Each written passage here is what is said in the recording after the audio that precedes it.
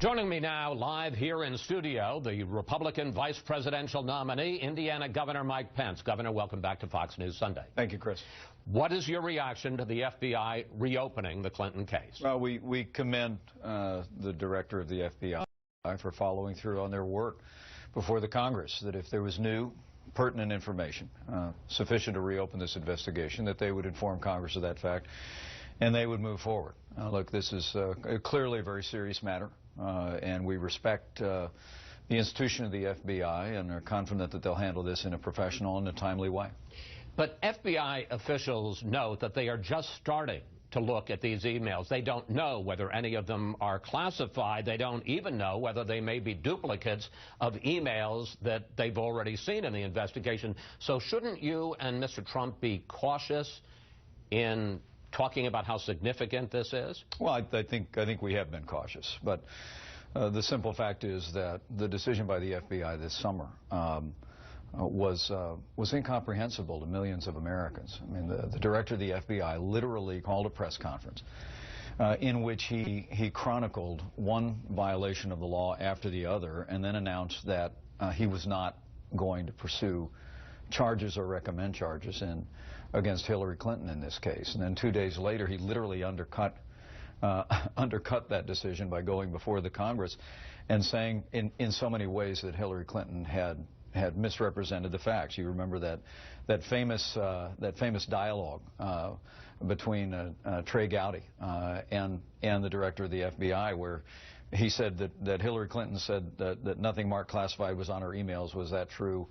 The director said it was not true. She had never sent classified emails. That was not true. So I think what we already know here is troubling to the American people, and it's convincing millions of Americans that Hillary Clinton is just a risky choice in this election. And I think that's why since Friday you see more momentum. But frankly, there was enormous momentum in our campaign before Friday because the American people are focusing on the choice in this election. You say she's a risky choice. How alter the campaign's message in what is now just 9 days? How do you use this to raise new questions and change voters' minds? Well, I don't think it alters the campaign at all. I mean, we had tremendous momentum in this campaign before this announcement came. I'm talking about the message. Well, the message is very simple, that the American people have been troubled about the fact that Hillary Clinton continues to refuse to turn over some 33,000 emails. But beyond that, it's Hillary Clinton's record as Secretary of State that weakened America's place in the world. It's her desire to continue the failed economic policies of this administration that have literally stifled the American economy. The news on Monday that Obamacare premiums are about to go up 25% next year all across the country on average is deeply troubling to the American people, and Hillary Clinton's commitment, as she said to you in that presidential debate, to have people on the Supreme Court that represent a particular viewpoint as opposed to people on the court who will strictly construe and uphold the Constitution. That's our message. That's why people are rallying around Donald Trump, and I think it's why you see the polls closing so dramatically. I want to get back to this question of the FBI announcement.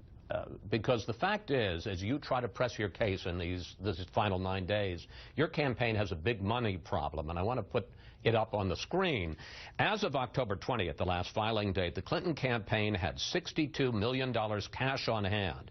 The Trump campaign had just $16 million, with Trump donating only $31,000 in the first half of the month. Now, Trump announced Friday that he's kicking in another $10 million, but you're still way behind, and Trump is way short, a third short of the $100 million that he had committed or promised he was going to commit to the campaign. The question is, has he told you that he's going to put a lot more money in this campaign in this last week now that you have this new revelation? I mean, I'm grateful for the extraordinary generosity that Donald Trump and his family have continued to show to this campaign. But has he told you he's going to put more money in it? He's made it clear we'll have the resources we need to drive our message. But look, I mean, from the outset of this campaign, Hillary Clinton has had most of the media, the money and the special interests on her side. But Donald Trump has made a connection with millions of Americans because he's talking about making America stronger, making America more prosperous.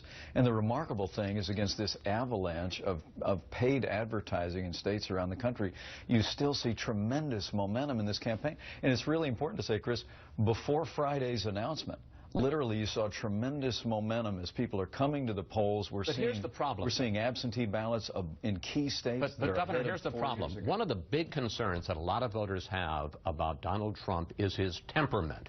I just want to show how dramatically he changed his mind about the FBI and Comey in just a few hours on Friday. Here he is. The FBI rolled over, and the Department of Justice rolled over. I have great respect for the FBI for righting this wrong. For weeks, Trump has been saying that the election is rigged. Now, in the course of a couple of hours on Friday, he says, well, maybe it's not as rigged as I thought it was. Is that presidential? Well, I think what you see here is an example of real leadership. I mean, Donald Trump... Wait, how's that leadership to say?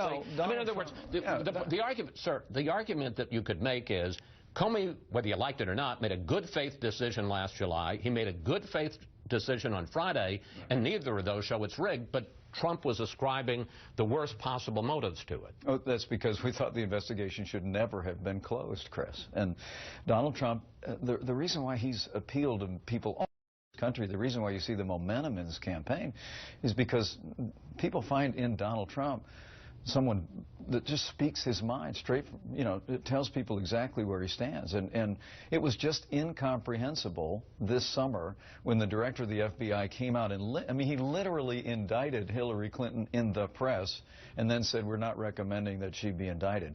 When anyone in the service, you've got General Cartwright and others, people have done a fraction of the number of things that Hillary Clinton has done in the mishandling of classified information have been prosecuted.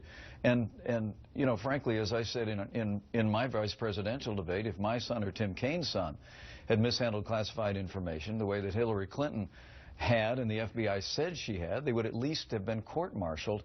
It was incomprehensible. Donald Trump continued to make that case. But now with new information, I think we all want to recognize that the FBI stepping forward at this moment has demonstrated real integrity to keep their word to Republicans and Democrats in the Congress and say we have found what's being described now as a volume of information, new information, and that we have reopened the investigation. And it's important that they told the Congress that before this election. We're confident that they'll work through that in a professional and timely way. But you said, Governor, that